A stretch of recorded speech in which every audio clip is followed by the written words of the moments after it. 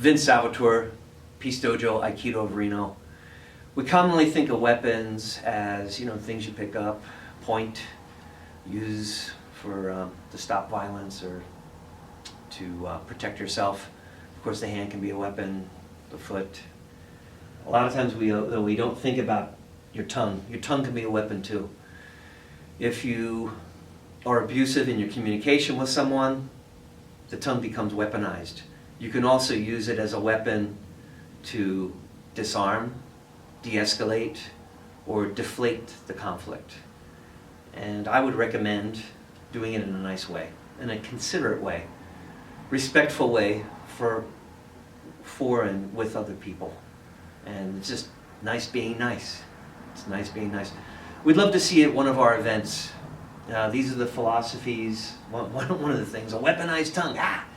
But it's a lot of fun, and we always trying to improve what we do, and every month there's a different theme on no matter what the courses we do. So thanks for checking us out. Please like us and share us with your friends.